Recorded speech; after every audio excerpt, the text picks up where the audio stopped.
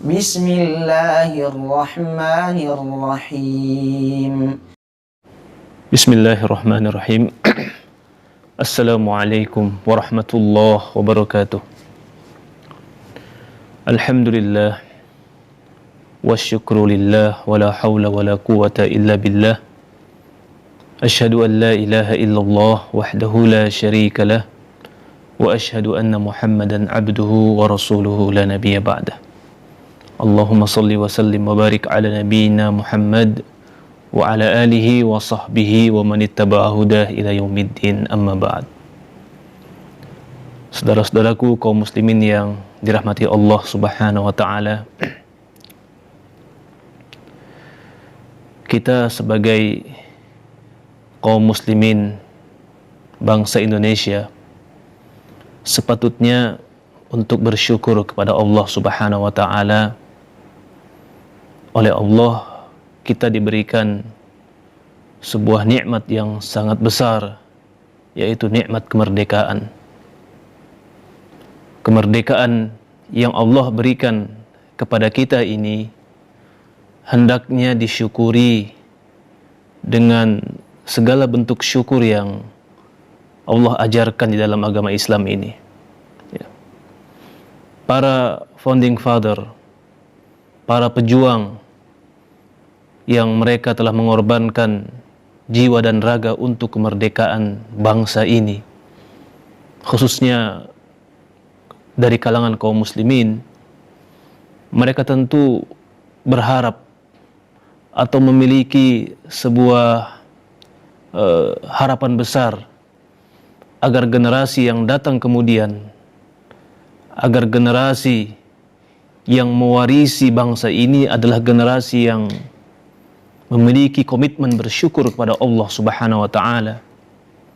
Sehingga kalau kita melihat kepada dasar negara ini, kepada asas yang dibangun di atasnya negara ini, di sana telah ditetapkan, disepakati ada 5 sila, atau dikenal dengan Pancasila. Dan yang pertama, butir yang pertama adalah, sila yang pertama adalah ketuhanan yang Maha Esa. Tentu sila yang pertama ini dijiwai oleh kesepakatan sebelumnya oleh para founding father, bahwa bagi kaum muslimin, bagi pemeluk agama Islam, hendaknya menjalankan syariat Allah Subhanahu wa taala. Terlepas dari kontroversi mengenai 7 kata yang dihapus dari Piagam Jakarta, tapi setidaknya kita orang-orang Islam yang hidup saat ini harus benar-benar memahami, menangkap bahwa harapan para pendahulu kita agar kita ini menjadi bangsa yang bersyukur, bangsa yang menyadari posisinya sebagai hamba, benar-benar kita dapat membuktikan, dapat mewujudkan kesyukuran itu dalam bentuk dengan kita menguatkan selalu hubungan kita kepada Allah Subhanahu wa taala. Menjadi bangsa yang religius, menjadi bangsa yang beradab, menjadi bangsa yang memiliki prinsip-prinsip. Ini adalah sesuatu yang diimpikan oleh para pejuang dahulu.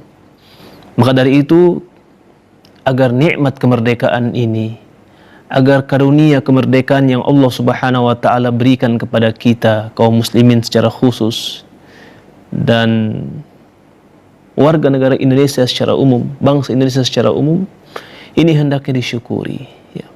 Hendaknya disyukuri dengan segala bentuk kesyukuran yang Allah Subhanahu wa taala ajarkan kepada kita. Dan kita berharap mudah-mudahan nanti generasi yang datang setelah kita juga terus memegang semangat ini, memegang prinsip ini, menjadi bangsa yang pandai bersyukur. Dan ingat bahwa ada pihak-pihak, ada orang-orang, ada musuh-musuh kemanusiaan, musuh-musuh akidah yang selalu berupaya untuk memadamkan cahaya Allah. Mereka ada. Oleh karena itu Allah membuka peluang kepada kita, ladang yang hendaknya kita saat ini bersemangat, memperkuat tekad kita untuk menjadi orang-orang yang memperjuangkan agama Allah, untuk memperjuangkan nilai-nilai ketuhanan di negeri kita ini, ya.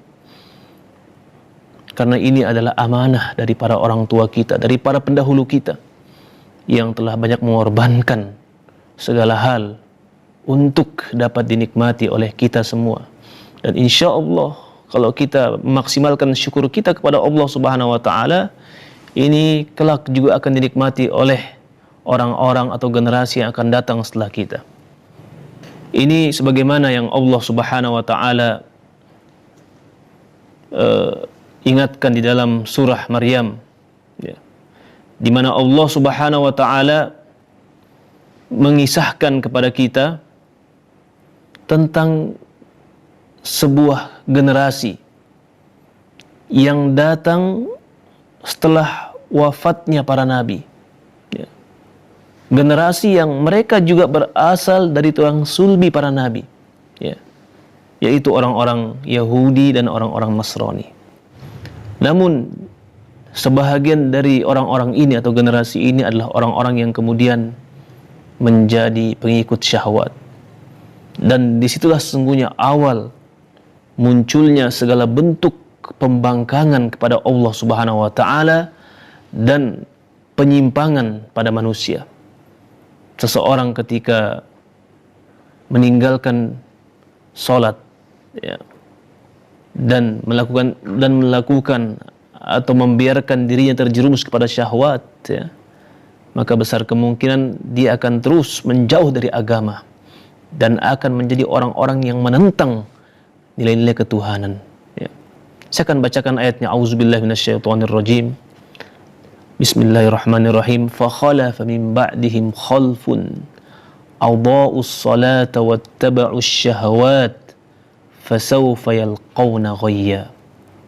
Surah Maryam ayat 59, yang artinya fa khalafa min ba'dihim khalfun, ya, lalu datang setelah mereka, lalu muncul atau datang setelah para nabi itu khalfun, generasi pelanjut, adha'us shalah, yang mereka menyia-nyiakan salat, wattaba'us syahwat, dan mengikuti hawa nafsu, syahwat, fasawfa yalqawna ghayya, maka mereka kelak akan menjumpai kebinasaan, ya, ya. Maka kita bangsa Indonesia ini perlu waspada, ya, perlu waspada, karena ketika kita membiarkan orang-orang yang barangkali muncul di sekitar kita, anak-anak muda, remaja yang sudah mengabaikan persoalan salat, ya. Ketika azan berkumandang, hayya 'alas shalah, mari kepada salat, mari kepada keberuntungan, hayya 'alal falah, namun tidak tergerak hati untuk menuju ke masjid, cuek dengan seruan tersebut, maka ini cikal bakal. Ini bisa menjadi cikal bakal munculnya generasi yang akan selalu memperturutkan dirinya dengan syahwat, dan berikutnya, ya, dia akan bergabung bersama orang-orang yang anti Tuhan, ya, entah itu komunis atau ateis, ya, atau sebutlah kapitalis, ya.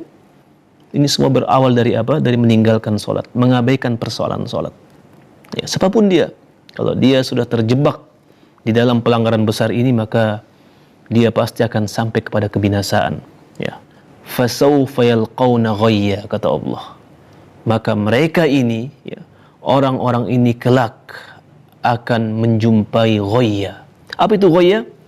Dalam sebuah riwayat atau dalam sebuah tafsir, ghayya artinya adalah lembah di neraka jahanam, ya. Ya, lembah di neraka jahanam. Siapapun dia, apapun agamanya, apakah dia orang Yahudi, orang Nasrani, bahkan orang Islam sekalipun, kalau meninggalkan sholat dengan sengaja, ya,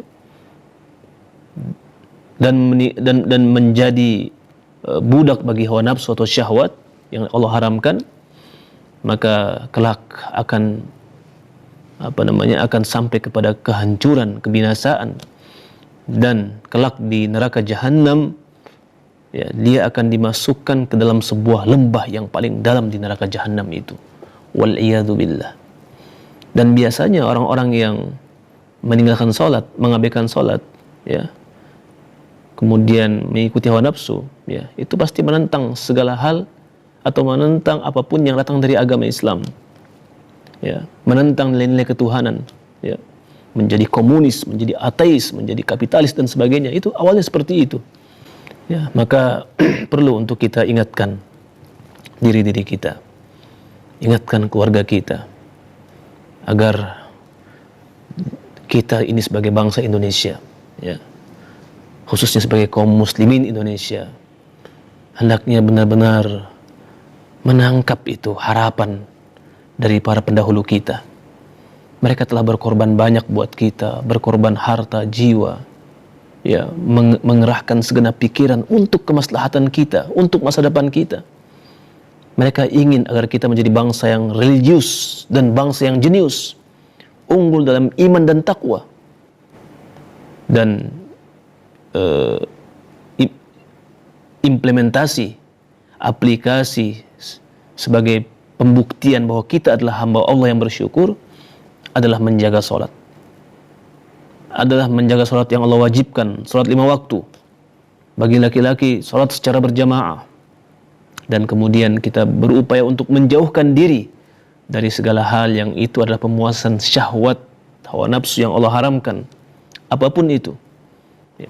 Mudah-mudahan kita dengan menjaga sholat dan mentarbiyah keluarga dari segala hal yang itu merupakan keburukan, oleh Allah Subhanahu wa Ta'ala ditulis, dicatat sebagai usaha untuk mensyukuri nikmat kemerdekaan yang Allah karuniakan kepada kita.